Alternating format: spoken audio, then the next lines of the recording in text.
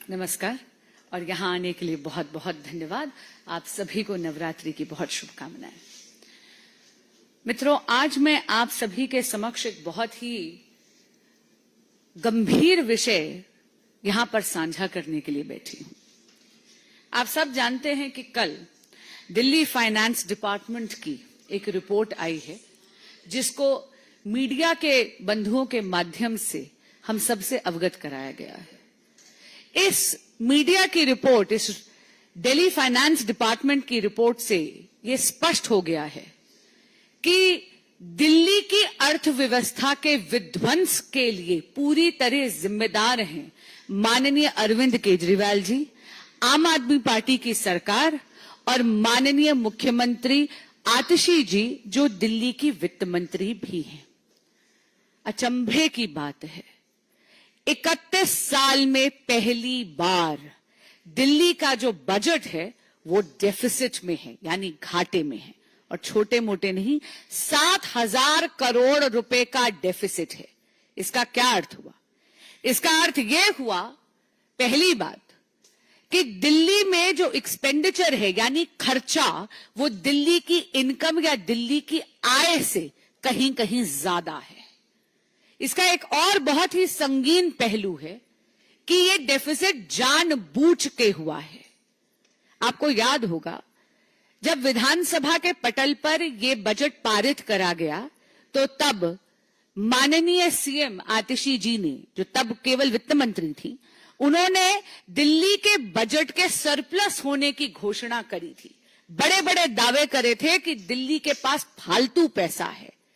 लेकिन आप ये देखिए कि इसेंशियल इंफ्रास्ट्रक्चर प्रोजेक्ट्स, जैसे कि दिल्ली में अस्पतालों की मरम्मत, नया कोर्ट कॉम्प्लेक्स बनाना, सैलरीज देना कर्मचारियों को, कर्मचारियों की पेंशन और इस प्रकार के ऐसे कई बड़े खर्चे, इनका बजट में प्रावधान ही नहीं करा। They did not make provisions for over 7,000 crore rupees in the budget of Delhi. ये जानबूझ के करा गया क्योंकि दिल्ली सरकार ये झूठ फैलाना चाहती थी, जनता को भ्रमित करना चाहती थी कि दिल्ली के पास सरप्लस पैसा है। अगर आप देखेंगे तो आम आदमी पार्टी की सरकार ने जानबूझ के दिल्ली के अकाउंट्स फज करे हैं। इसलिए आज हम इस अकाउंट फजिंग की और दिल्ली के बजट की सीएजी से ऑडिट और जांच मांगते हैं, और जांच के बाद कड़ी से कड़ी कार्रवाई हो, इसकी मांग रखते हैं। आपके समक्ष कुछ उदाहरण रखना चाहूंगी।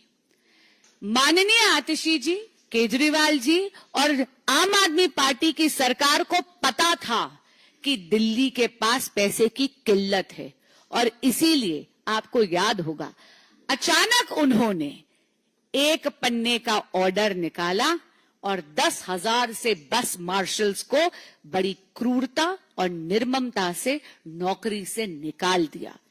6 महीने की उनकी सैलरी उन्हें नहीं दी। इसी तरह क्योंकि दिल्ली सरकार के पास पैसा नहीं है, उन्होंने झूठ बोला था कि बजट में सरप्लस है। 7,000 करोड़ रुपए का उन्होंने बजट में डेफिसिट रखा जानबूझकर।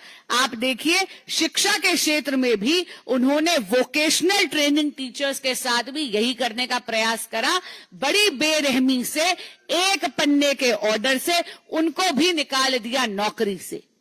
ये तो माननीय उपराज्यपाल जी की इंटरवेंशन हुई तो उन टीचर्स की नौकरी दोबारा बहाल हुई।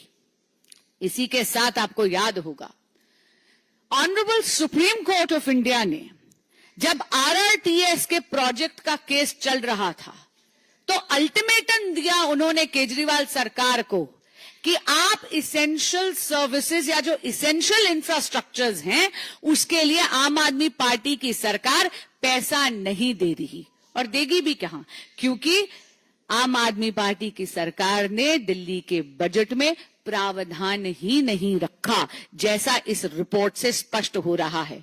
सुप्रीम कोर्ट को यह अल्टीमेटम देना पड़ा, आम आदमी पार्टी की सरकार को लताड़ना पड़ा कि हम आपका एडवर्टाइजमेंट बजट जो है उसको हम जब्त कर लेंगे, आपके प्रचार का पैसा जब्त करेंगे, क्योंकि आप दिल्ली के लिए इसेंशियल इंफ्रास्ट्रक्चर के लिए पैसा नहीं दे रहे।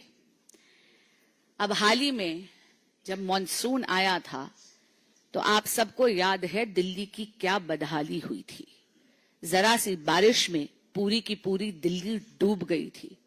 राजेंद्र नगर में तो 3 IAS एस्पिरेंट्स की जल भराव के कारण मौत भी हुई। और ये जल भराव क्यों हुआ था?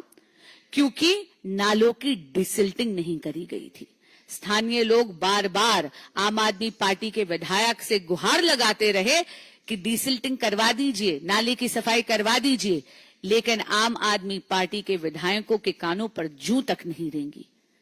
कल की ये जो दिल्ली फाइनेंस डिपार्टमेंट की रिपोर्ट है, इसमें यह भी स्पष्ट हो गया कि नजफगढ़ ड्रेन की डिसिल्टिंग के पैसे को भी इस बजट में इंक्लूड नहीं करा गया था।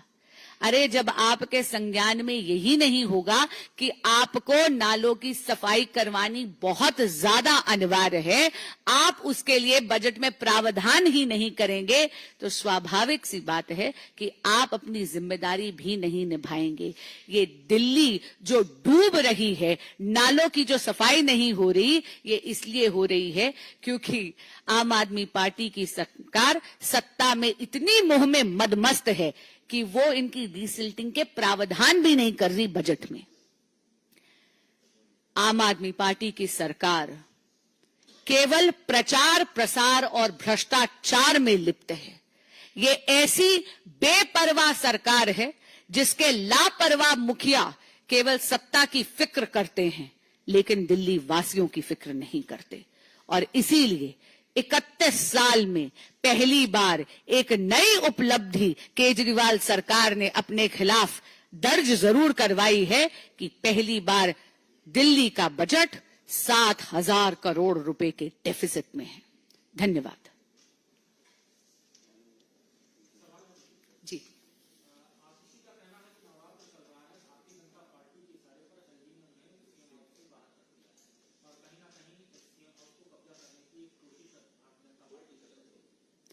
कोई भी सरकारी बंगला किसी व्यक्ति विशेष की व्यक्तिगत प्रॉपर्टी नहीं होता, वो सरकार की प्रॉपर्टी होती है।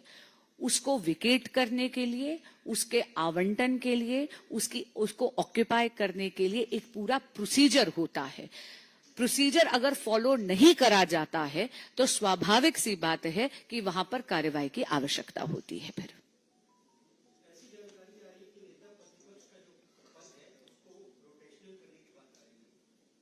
जी बिल्कुल, ये मैंने भी सुना है कि ऐसी बात चल रही है कि नेता प्रतिपक्ष के पद को रोटेशनल करने की बात आ रही है, पर विनम्रता से कहूंगी कि ये विपक्ष का अंदरूनी मामला है।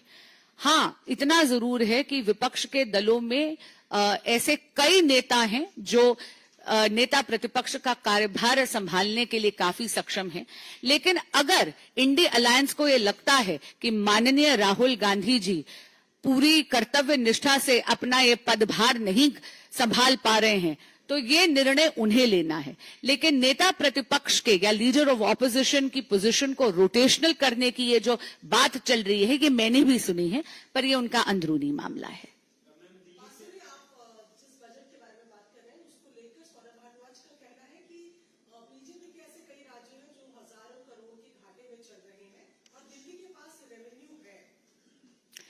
दिल्ली के पास कतई रेवेन्यू नहीं है, और मैं एक बात आपको यहां पे जरूर स्पष्ट करना चाहूंगी, ये जितने भी प्रोजेक्ट्स थे ये ऑनगोइंग प्रोजेक्ट्स थे। चाहे अस्पताल की मरम्मत की बात हो, चाहे कोर्ट कॉम्प्लेक्स बनाने की बात हो, चाहे सैलरीज देने की बात है, चाहे पेंशन देने की बात है, इनमें से कोई भी ऐसा खर्चा नहीं है जो नया खर्चा है, जो अचानक से अकस्मात इस सरकार पर गिरा है। इसका प्रावधान करना, इसके लिए प्रोविजंस बनाना बजट में, ये उनकी फिड्यूशरी ड्यूटी है, ये उनके अधिकार क्षेत्र में है, उनकी जिम्मेदारी है। और बहुत अजीब बात है कि माननीय आतिशी जी जो मुख्यमंत्री भी हैं और वित्त मंत्री भी हैं और स्वयं इतनी ज्यादा ज्ञानी हैं अर्थशास्त्र की, उन्होंने 60,000 करोड़ रुपए का डेफिसिट दिल्ली के बजट में 31 साल में पहली बार उन्होंने लाकर खड़ा कर दिया है। जी।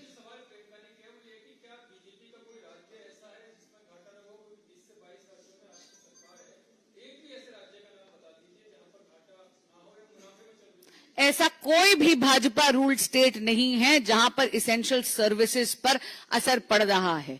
यहां पर रातों रात 10,000 मार्शल्स को नौकरी से इतनी निर्ममता से इसलिए हटा दिया गया क्योंकि दिल्ली सरकार ने उनकी सैलरी का प्रावधान ही नहीं करा। इसी तरह वोकेशनल टीचर्स को भी रातों रात एक पन्ने के ऑर्डर से नौकरी से बहुत क्रूरता से हटा दिया गया क्योंकि उनकी इन लोगों ने बजट में प्रावधान ही नहीं करा उनकी सैलरीज के लिए। आपके सवाल में एक बात और बताती हूं, दिल्ली की किसी भी कॉलोनी में जाकर देख लीजिए एमसीडी की क्या हालत हो रही है। ये जो कूड़े के पहाड़ आप देख रहे हैं सोसाइटीज के आगे, ये क्यों हो रहा है? वो इसलिए क्योंकि एमसीडी के पास पैसा नहीं है कर्मचारियों की तनख्वाह देने के लिए। इसके लिए पूरी तरह केजरीवाल सरकार है जिन्होंने 60,000 करोड़ का बजट डेफिसिट लाए हैं वो दिल्ली में 31 साल के बाद, और उन्होंने कर्मचारियों के सैलरीज का प्रावधान नहीं करा। जी। 2022 में जो हुगली में राइट हुए उनके जो आरोपी हैं उनके केस विड्रॉ कर लिए हैं कर्नाटक की गवर्नमेंट ने।